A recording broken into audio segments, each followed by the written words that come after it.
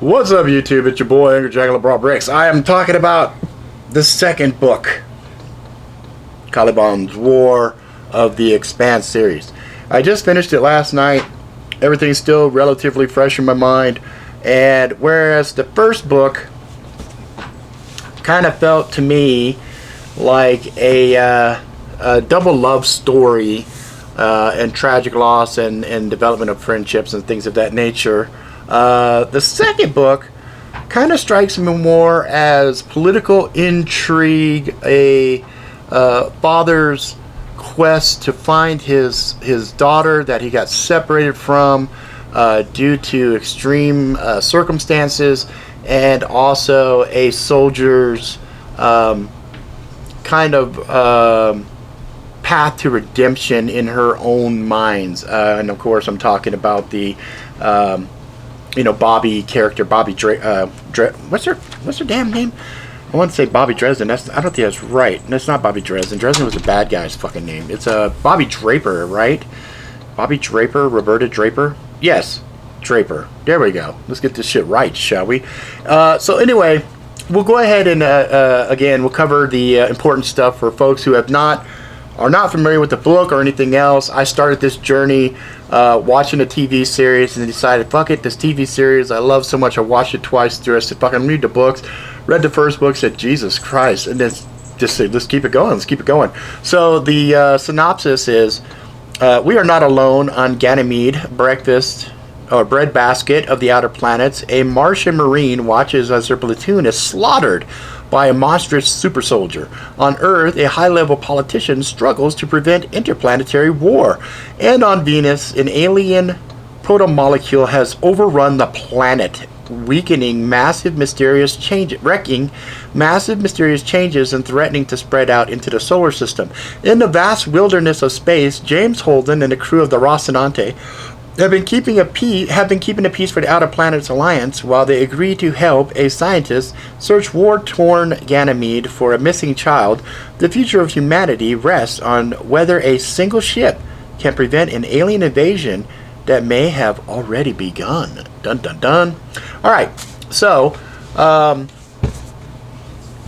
actually liked the first book a little bit better than the second book. Although the second book had quite a bit to it that I just was tickled and loved. I mean, it was just fucking amazing. So again, on a scale of 1 to 10, 10 being the absolute best, 1 being just fucking, just don't waste your time, use it for kindling, although I'd never ever tell somebody to burn a book. It just, you're just so angry by the book that you just want to burn it. Don't burn it, though. That's a horrible thing. This is an 8. I'll give this an 8. It's still superb and amazing in many, many, many ways, but I definitely give this an 8. And I absolutely love Bobby's character, and I wasn't quite sure what I was going to think about, if they were going to pull off. I gotta find her name so I can read it right, because I know I always say it wrong when I try to say her name. Here we go. Avasarala. That's her name. Grandma. In the TV series, boy, when I first saw the lady, I was kind of like, I don't really know about this actress. I don't know if I like her. And then she really grew on me. And that just said what a perfect character casting choice she was, because as you're reading this, and I'm just picturing her in my head, I'm like, God damn it, you could not have cast a better person for her. Reading the material, then looking at the TV, I'm like, Jesus, the TV series just was amazing in regards to its casting choices, the way that they did the writing to change it. I mean, the TV series did a lot of shit correct. I mean, and that's rare.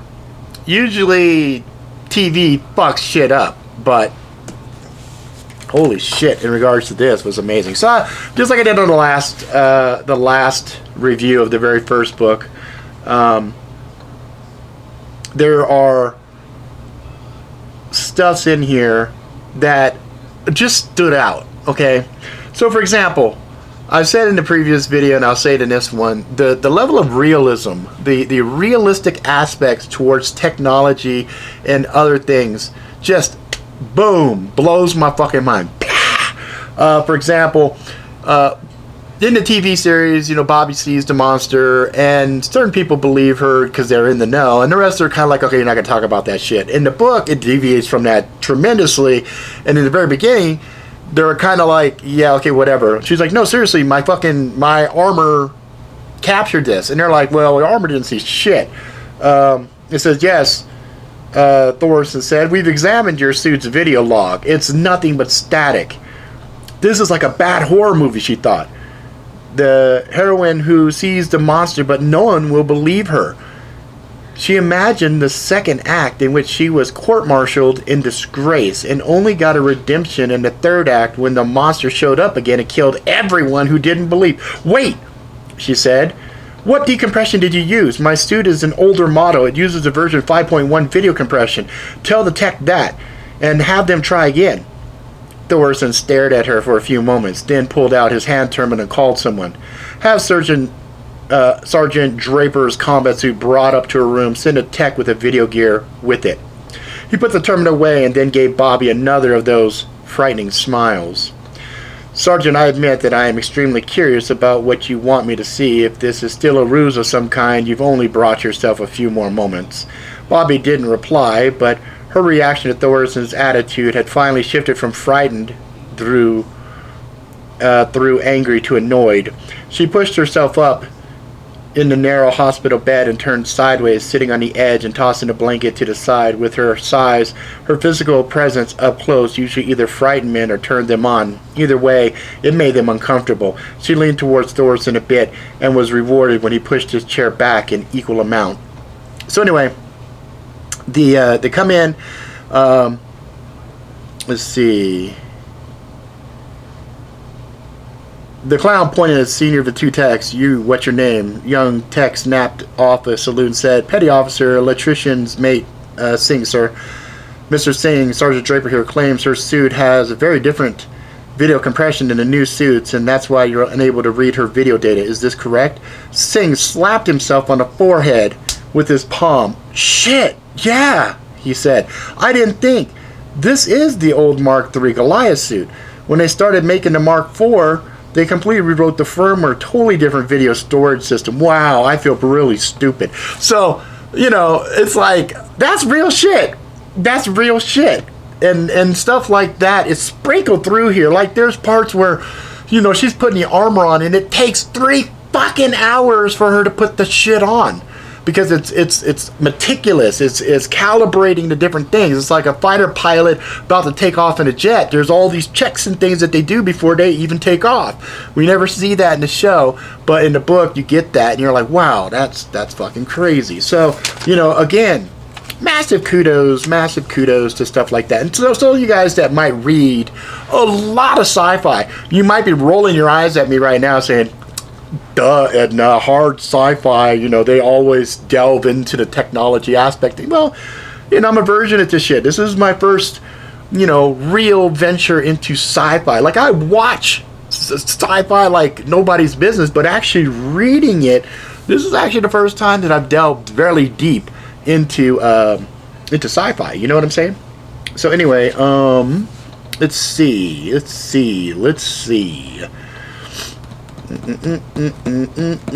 Oh, and then there's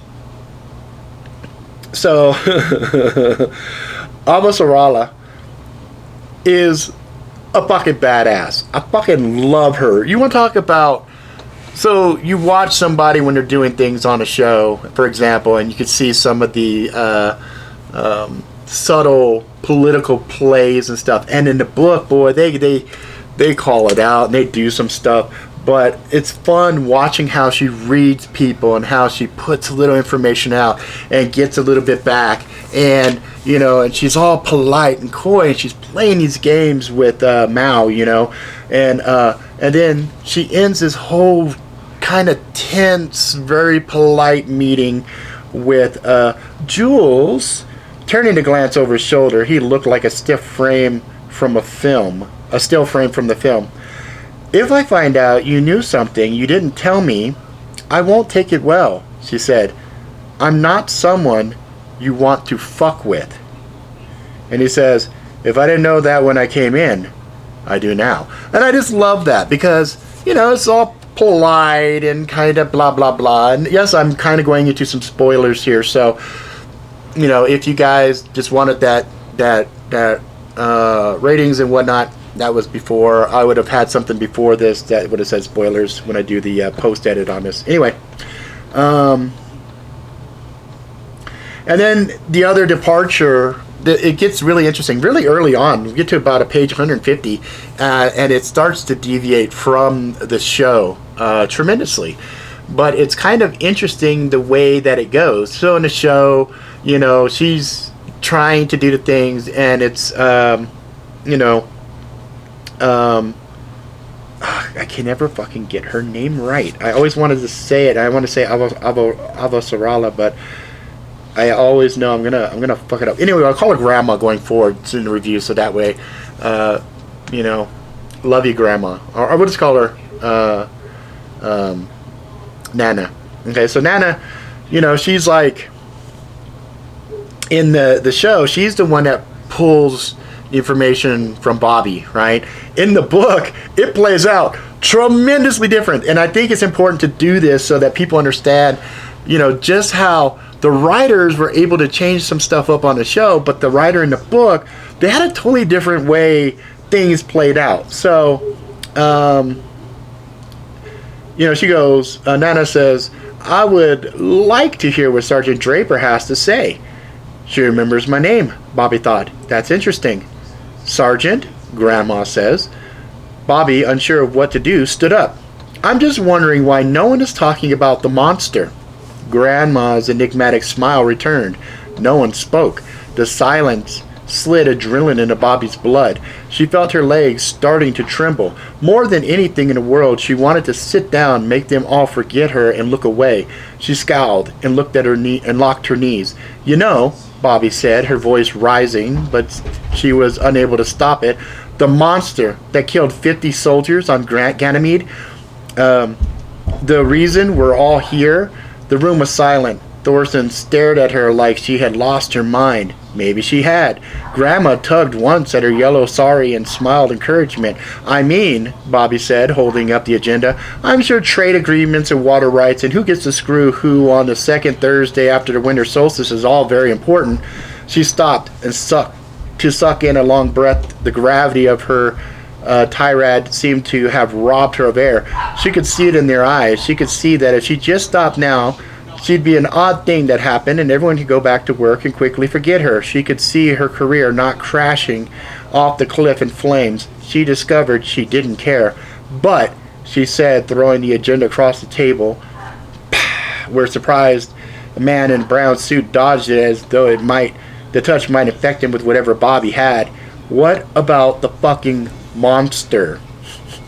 So, she's the one that just blah blah, and then they're like, hey, you know, she's got fucking PTSD, fucking she's gone bananas, you know, and they take her out of the room, and then she just walks out. She just fucking walks down the street, gets a fucking coffee, starts to learn about stuff. You know, a Marine at the front, the one that tells her how to walk and everything, not a, you know, street doctor outside or anything else. And so it's kind of interesting, you know. You know, in one of the very first videos where I was talking about the Expanse and everything, I had talked about the difference in the way that Prax was as a character. Early on in the book, I really didn't care for him very much. And then as the story progressed, I started to like him a lot more. And there's a part in the story where Prax makes a fatal decision. He's sitting there and he's trying to, you know, get information on his daughter, and they're inside of this area on Ganymede where, you know, they found this underground base and whatnot, and people down there eating pizza, the bad guys basically, and he's like, hey, where's my fucking daughter? And everybody's sitting there all tense. It's kind of a standoff point, and then he cocks the gun. And I thought the way that it was written, this paragraph, again illustrates just the writing prowess of the writers. In the cinema and games that formed the basis of Prax's understanding of how people of violence interacted, the cocking of the gun was less a threat than kind of a punctuation mark. A security agent questioning someone might begin with threats and slaps, but when he cocked his gun, that meant it was time to take him seriously. It wasn't something Prax had considered any more carefully than which urinal to use when he wasn't the only one in the men's room, or how to step on and off a transport tube. It was the untaught etiquette of received wisdom. You yelled, you threatened, you cocked your gun, and then people talked. "Where's my little girl?" he yelled. He cocked his pistol. The reaction was almost immediate, a sharp, shuddering report like a high-pressure valve failing, but much louder. He danced back, almost dropping the pistol. Had he fired it by mistake? So anyway, it goes on, and they fucking have this huge firefight, and people's faces get blown apart and everything else, and he's just like, what the fuck? I don't understand. He thought a certain thing, but in the world of violence, it meant something completely different. And they play on that topic a little bit throughout the book, which is really fucking funny.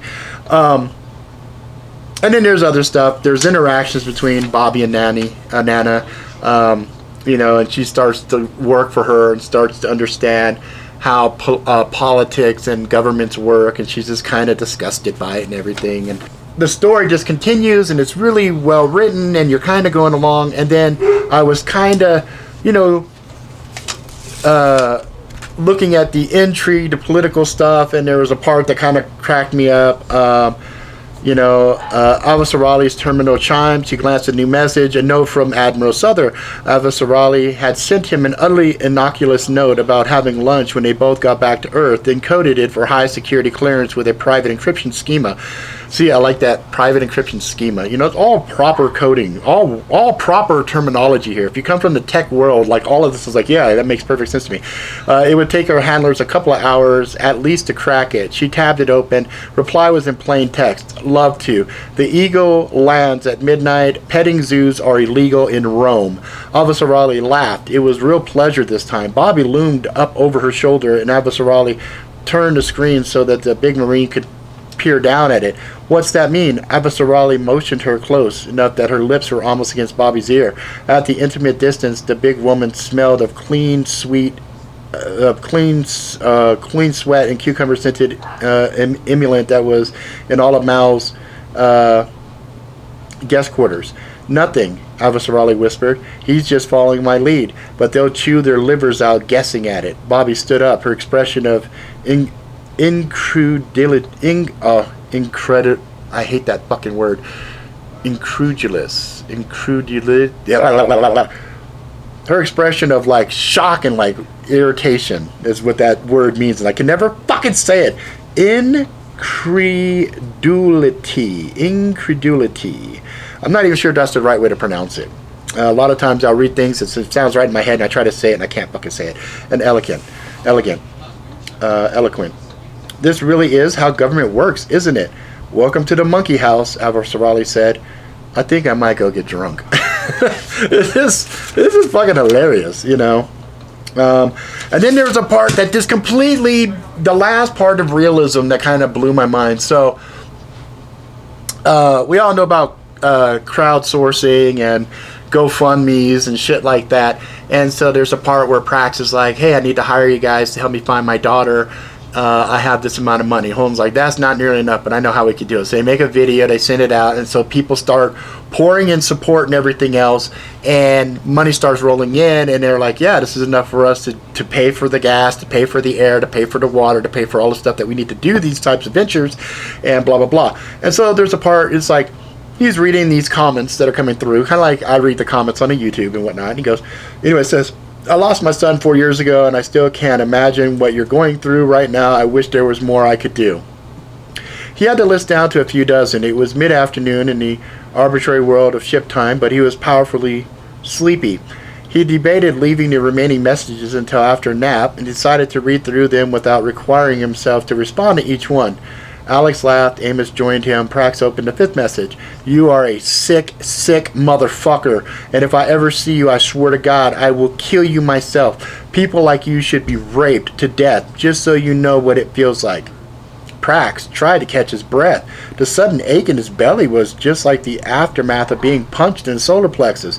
He deleted the message. Another came in, and then 3 more, and then dozens. With a sense of dread, Prax opened one of the new ones. I hope you die. I don't understand, Prax said to the terminal. The vitriol was sudden and constant, utterly inexplicable. At least it was until he opened one of the messages that had a link to a public news feed. Prax put it in a request. 5 minutes later, his screen went blank. The logo of one of the big Earth-based news aggregators glowed briefly in blue, and the title of the feed series, The Raw Feed, appeared. I was like, oh God, here we go. When the logo faded out, Nicola, who was his ex-wife, who had left him and his daughter, was looking out at him. Prax reached for the control, part of his mind insisting he'd somehow slipped into his private messages, even as the rest of him knew better. Nicola licked her lips, looked away, then back at the camera. She looked tired, exhausted. My name's Nicola Molko. I used to be married to Praxidike Ming, the man who put out the call for help finding our daughter, my daughter, May. A tear dripped down her cheek, and she didn't wipe it away. What you don't know, what no one knows, is that Praxidike Ming is a monster of a human being. Ever since I got away from him, I've been trying to get May back. I thought his abuse of me was between us. I didn't think he'd hurt her, but information has come back to me from friends who stayed on Ganymede after I left that... Nicola, Prax said, Don't do this. Praxidike Ming is a violent and dangerous man, Nicola said. As May's mother, I believe he has been emotionally, physically, and she has been sexually abused by him since I left, and that her alleged disappearance during the troubles on Ganymede are to hide the fact that he's finally killed her.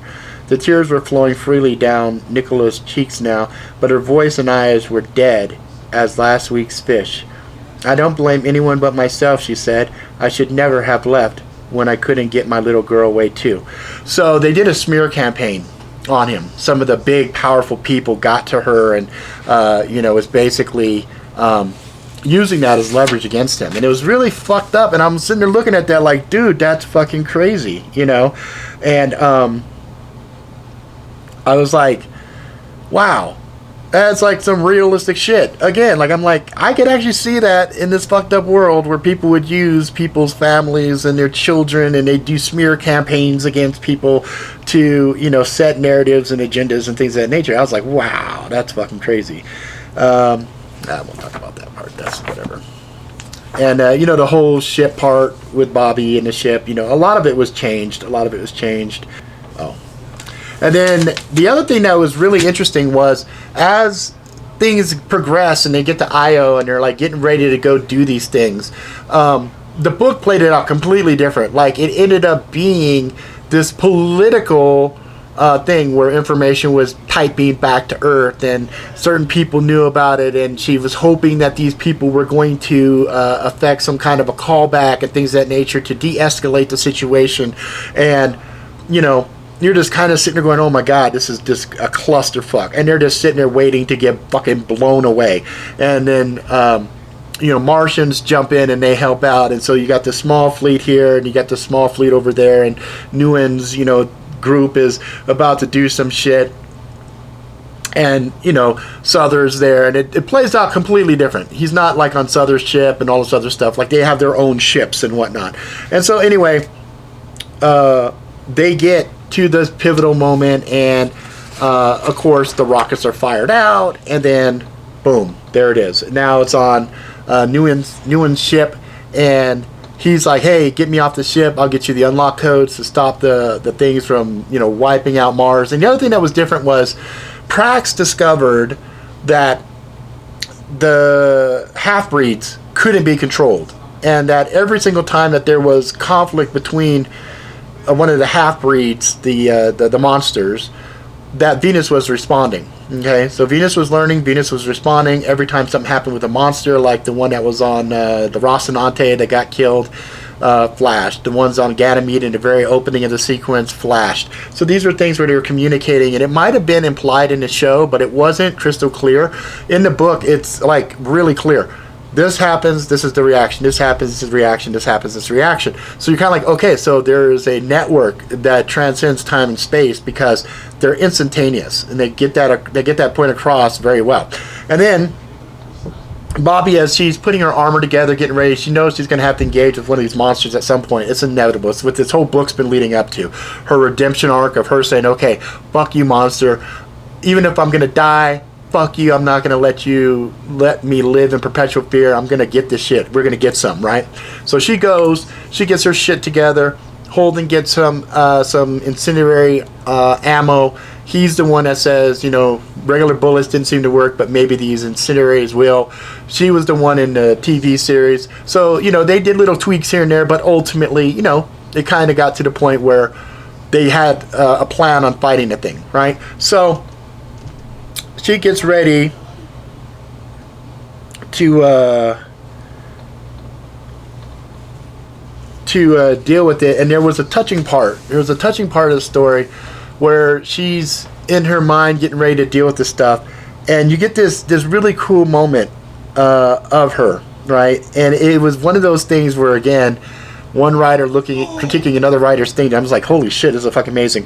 One of Bobby's most vivid memories was of the day she got her orders to report to the 2nd Expeditionary Force Spec War Training Facility Force Recon, the top of the heap for a Martian ground pounder. In boot camp, they trained with Force Recon Sergeant. He'd been wearing the suit of gleaming red power armor, and they'd watched him demonstrate its use in a variety of tactical situations. At the end, he told them the top 4 boots from her class would be transferred to Spec War facility on the slopes of Hecate's Tholis and trained to wear the armor and join the baddest fighting unit of the solar system.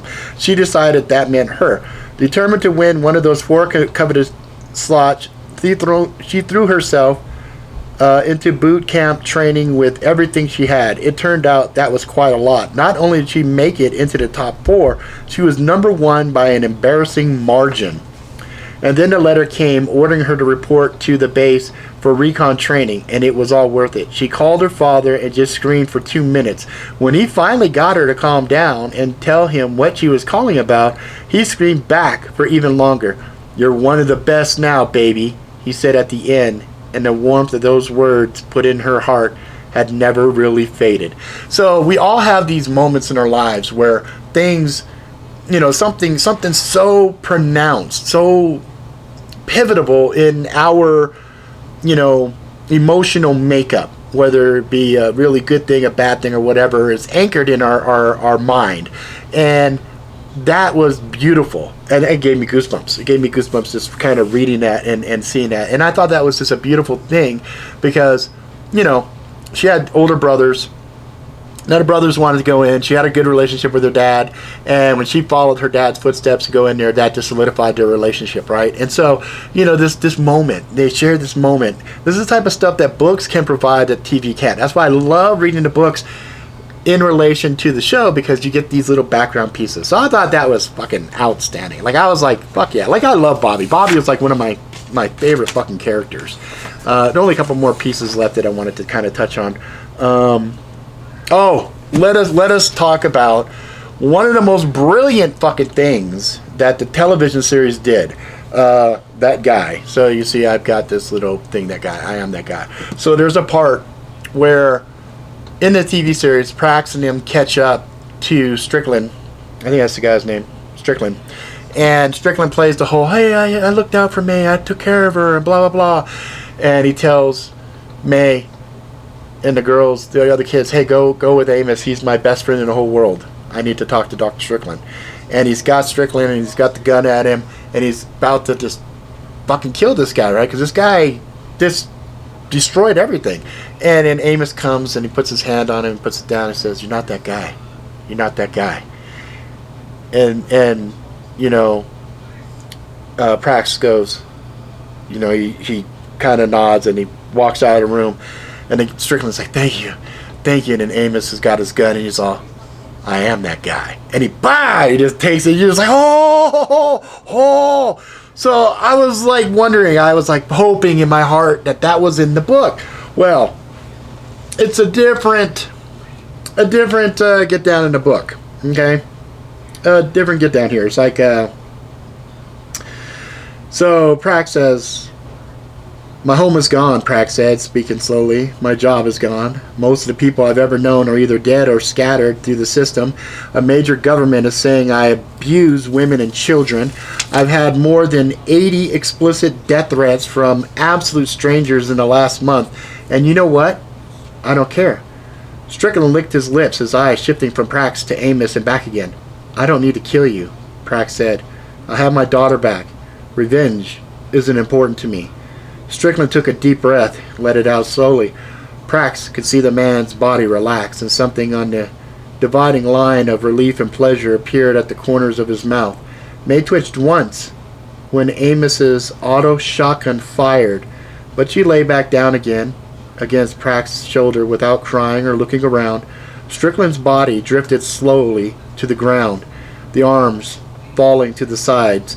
The space where the head had been gouted bright arterial blood against the wall, each pulse smaller than the one before. Amos shrugged. "Or that," Prax said. So, you know, it's the same outcome, but not so poetic. You know what I mean? I kind of like parts of this, but I fucking absolutely love the TV series for that. I mean, that scene is just fucking golden. Good golden. And then I thought another touching part, this is a part with Amos, says she couldn't believe that this is Nana is walking through the Rocinante. Let's see here. She couldn't believe that she was walking in on an intimate moment, but it had that tickle fight sound to it. Then May shrieked with delight, and Avasarala understood. The machine shop was the last place in the ship, with possible exception of engineering, that Avasarala would have thought about playing with a little girl. But there she was, arms and legs flailing through the air. Her shoulder-length black hair flowed around her in a whirl, following the gentle end-over-end spin of her body. Her face was bright with pleasure. Bobby and Amos stood at opposite ends of the shop. As Avasarala watched, Bobby caught the little girl out of the air and launched her back towards Amos. Soon, Avasarala thought, the girl would start losing her milk teeth. She wondered how much of all this May would remember when she was an adult. "Are you people crazy?" Avasarala said as Amos caught the little girl. "This isn't a playground." "Hey there," Amos said. "We weren't planning on staying long. The captain and the doc needed a minute, so I figured I'd haul the kiddo down here, give her the tour. When they send you to play catch with a child, they don't mean that she's the ball," Avasarala said, moving across to him. "Give that child to me. None of you people have any idea how to take care of a little girl. It's amazing you all live to adulthood." "Ain't wrong about that," Amos said amiably, holding out the kid. "Come to your Nana," Avasarala said. "What's a Nana?" May asked. "I'm a Nana," Avasarala said, gathering the child to her. Her body wanted to put the girl against her hip to feel the weight bearing down on her. In microgravity, holding a child felt odd. Good, but odd. May smelled of wax and vanilla. "How much longer before we can go get some thrust? I feel like a balloon floating around in here." So, yeah, it's another cute little scene, and I just, it was good. And then, of course, at the very end, the synchronicity there, the continuity, at the very beginning of the book, she's talking with Mao, and she said, "Look, I'm not one to fuck with." And at the very end, they have this debriefing with him. He's about to go to jail for a long time, and she just fucking lays into his ass and said, "You remember what I fucking told you when I talked to you last?" And he was still being arrogant and whatnot. And she said, "I told you not to fuck with me." And then she just kind of outlines how she's going to destroy his legacy and everything else. And then he looks like, "Fuck, shoot me in the fucking face." So it was a very satisfying end. And of course, the last second of everything, you know, the little hook, the fucking hook to the rest.